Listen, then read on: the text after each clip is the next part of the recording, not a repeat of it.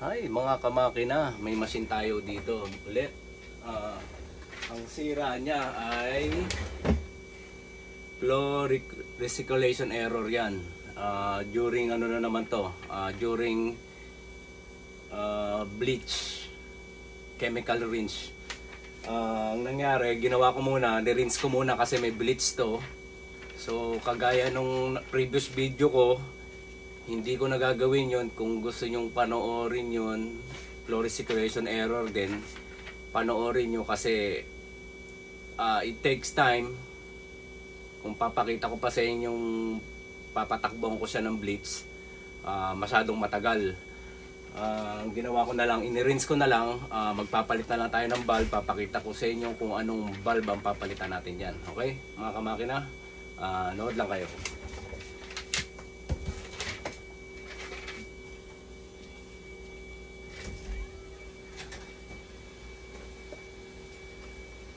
May machine pa pala ako isang naghihintay sa labas. Gagawin din natin yan today din. Para bukas pag opening ko ng unit, wala akong gagawing machine. Kung hindi opening lang, mag-open lang ako. Okay mga kamakina, nood lang kayo dyan.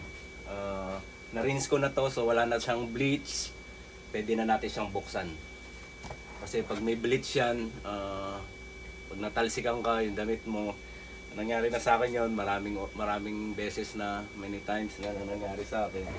So kaya ang ginagawa ko, nire-rinse ko muna siya bago ko siya gawin. Kasi pag natalsikan ka ng bleach, goodbye na yung uniform mo.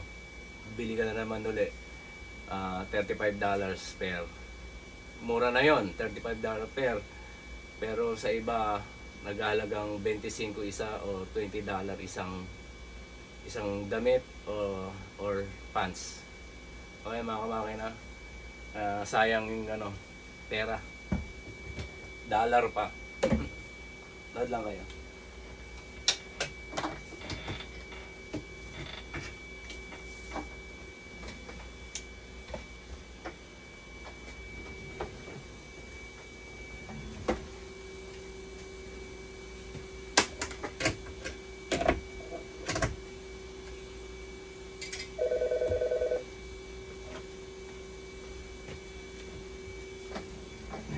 Makikita niyo yung tubig, kulay dilaw. Dilaw pa yung tubig. Pag ako natalsikan yan, mamumuti yung pants ko.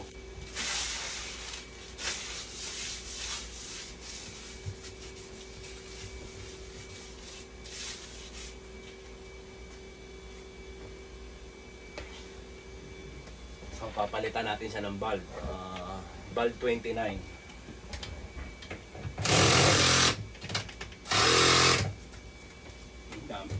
Pipit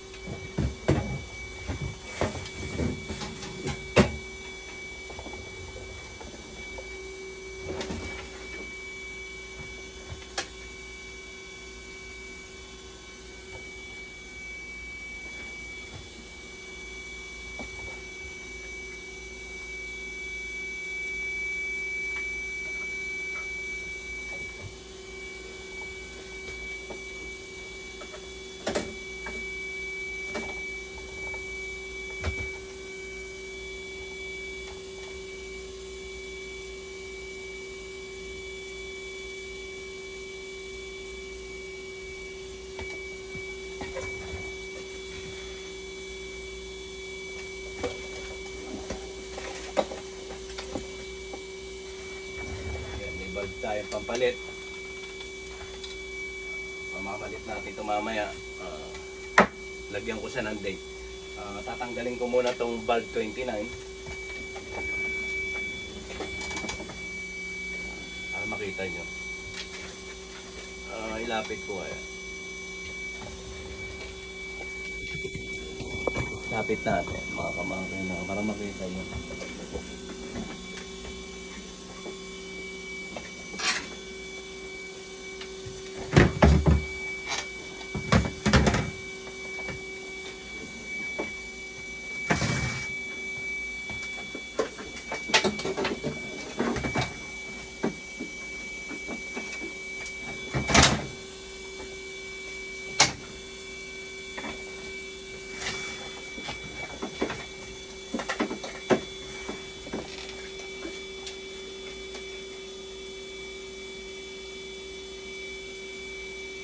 So ito yung bulb na papalitan natin, bulb 29, para yan sa flow recirculation error.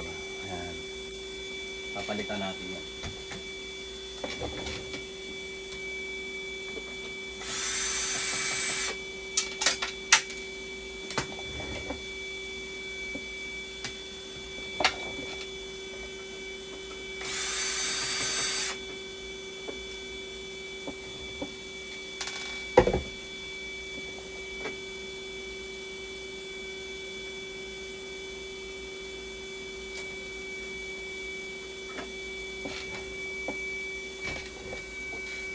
So ito yung papalit ko, lalagyan ko na lang ng date. Pero hindi siya bago ka makina, use siya, galing siya sa ibang machine. Okay pa to, pero malalaman natin yan mamaya kung hindi pa siya okay. Kaya lalagyan ko siya ng na use siya tapos date. Gawin natin use. Saan ba maganda ilagay?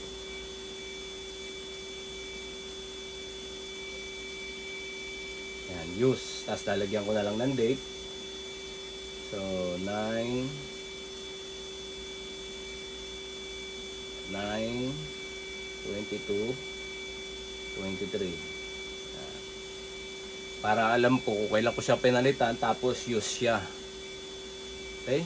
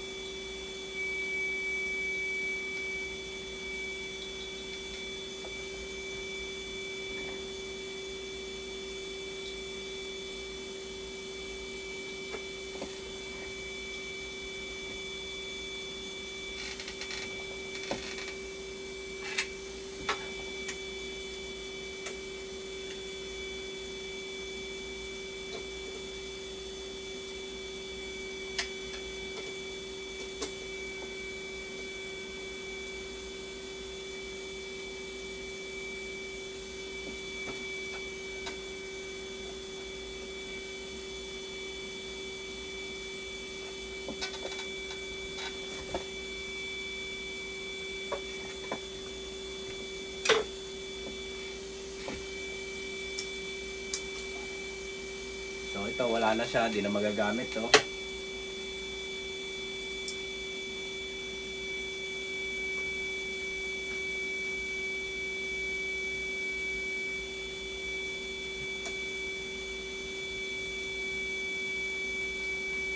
Hey Doc.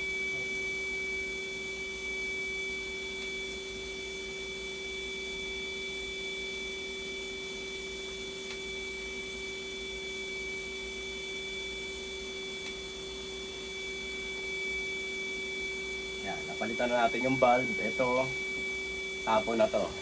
Lalagay ko na sa collection ko. Pinakulit ko siya eh. Ayan. Baka one day matuto akong maggawa ng bulb. Mag-calibrate niyan o ano, mag-repair. So marami na ako naipon. Pwede ko siyang ibenta. Hindi natin masabi. Kaya dyan lang muna siya, hiniipon ko sila. Okay, okay naman.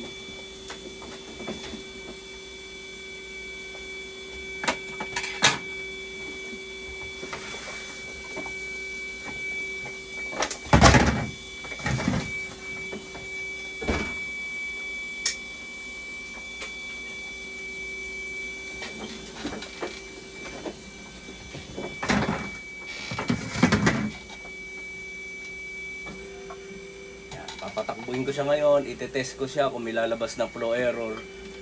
Pero pag may lumabas na flow error, ibig sabihin yung pinalit kong valve na yun, sira yun.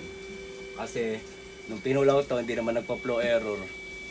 Nung during chemical rinse, doon lang siya nag-flow error. So, kaya kung magpa-flow error to ngayon, ibig sabihin yung valve na pinagpalit ko na yun, sira yun. Use kasi siya galing sa mga machine. Ayoko basta itapon-tapon na lang. Sayang naman na mahal din yan. Magkano din yung kada valve? Naghahalaga din yata ng 500 isa. Dollar Dollar. Hindi ko lang alam. Sabi ng boss ko pero hindi kasi ako ma-order. Siya ang ma-order. I'm not allowed to order yet. Okay? Nood lang kayo. Meron pa kasi ako isang machine doon kaya hindi ko na siya nilagyan ng mga part 1, part 2, part 3. Kung gusto nyo manood na same problem na ito, nakapag-upload na ako niyan. Chemical rinse din. Ang ginawa ko, pinatakbo ko ng bleach. Tapos nakita nila yung, makikita nyo doon yung flow error, recirculation flow error 1. Makikita nyo doon. Tapos nung pinalitan ko ng valve, inulit ko ulit na petakbuhan ko ng chemical bleach. So nawala na yung flow recirculation error 1. Okay? May gagawin pa kasi ako isang machine. Kung wala akong gagawin, papakita ko sana sa inyo. Kaso may na-upload naman din ako na video. Doon nyo na lang panoorin.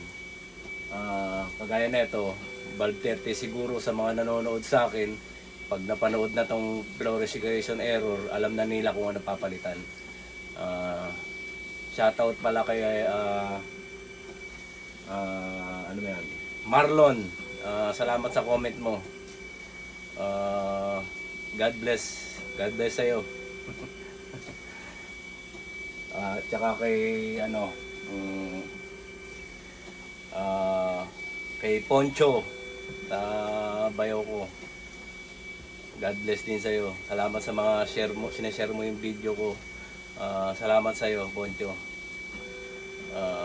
Sino ba? Ang mga likers ko, kumpare ko si Jun. Pare. Musta? Okay lang ako dito. Salamat sa mga like mo. God bless din. Sino pa ba? Pag naalala ko yung iba, magbibideo pa naman ako. Meron pa naman ako doon gagawing machine. Kung maalala ko yung iba, shoutout to kayo. Marlon, salamat sa iyo. Salamat sa comment. Naano mo yung puso ko. Okay, salamat. Ngayon, hintayin na lang natin to. Ayan, mga conductivity. Tapos itetest ko siya.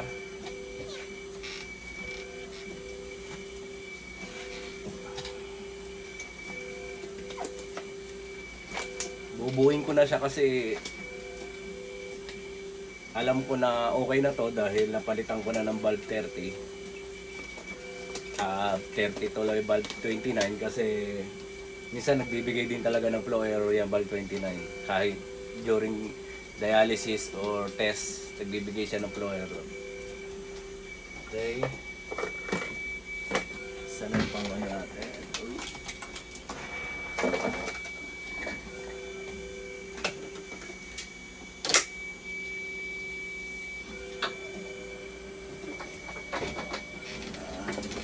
Balik ko muna yung machine, yung hydraulic. Pasok ko muna sa loob para konting kembot na lang. Ready to go na siya.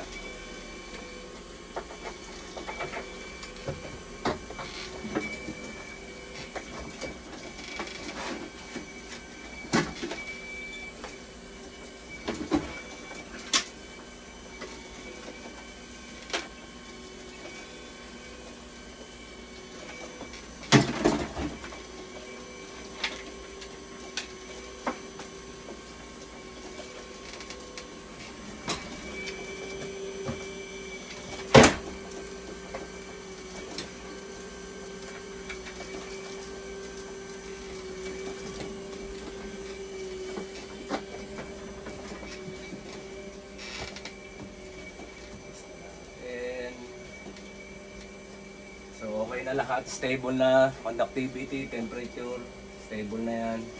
Test na lang. After ng test na to, another video tayo mga kamakina. Gagawin natin yung machine na yon, flow error daw during treatment, okay? Panoorin nyo muna to para makita nyo na okay yung machine.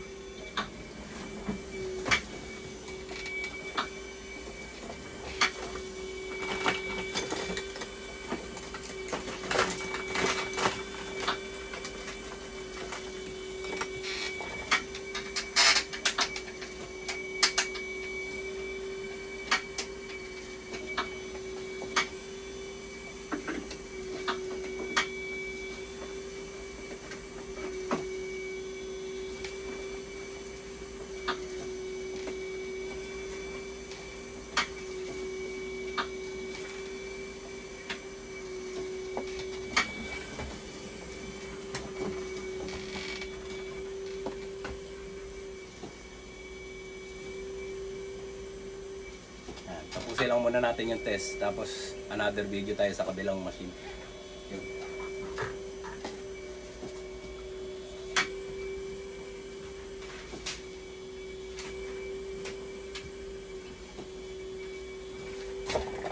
Ayan, ang sira niya is low flow error during treatment.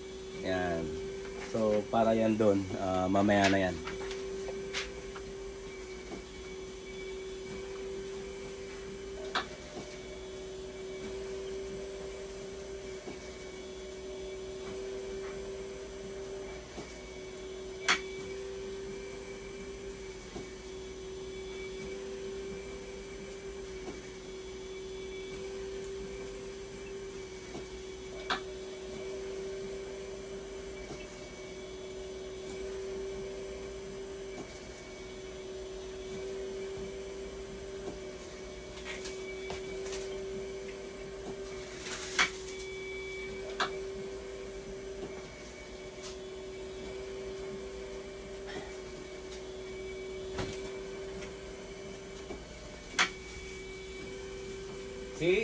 See? What do you want?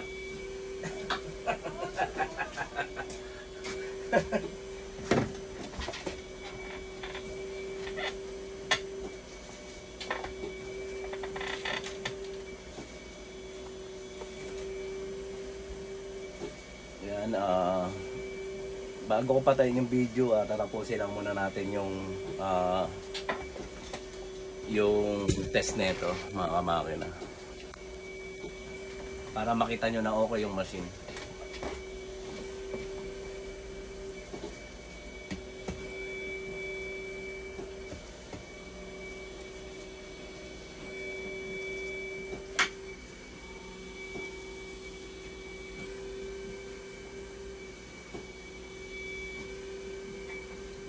Yung babae na kasi makulit yun, lagi ako niloloko. Kaya pag naka-video ko, hindi na siya nagtatangka dahil lagi ko niloloko. Makulit. Ano siya, Chinese.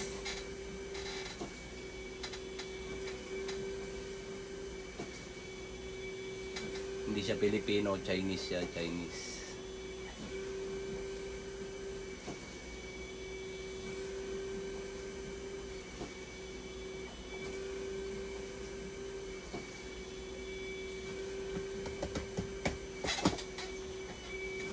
So, ano pa ba gagawin natin?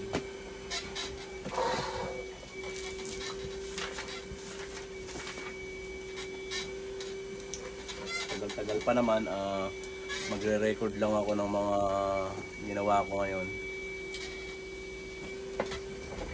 Isag na lang natin. Magre-record na lang muna ako.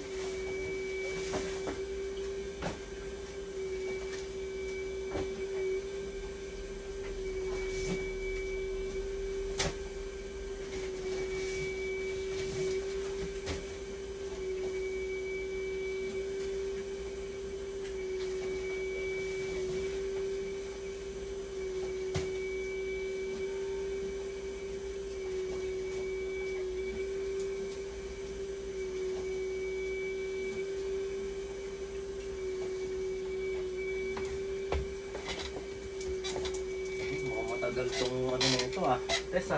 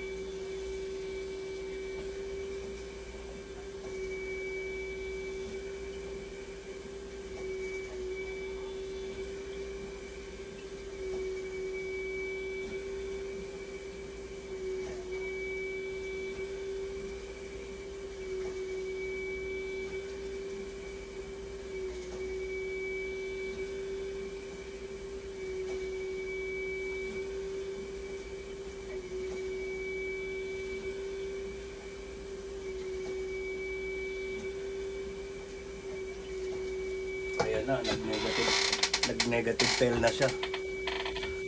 So, kailangan na ito ng calibration. Kakalibrate natin to mga kamakina. Kaya sabi ko matagal na siya mag-test. Ang tagal niya mag-test. Sa ganun ang matagal mag-test. Ibig sabihin may problema to. Sa deaeration. So, tingnan natin.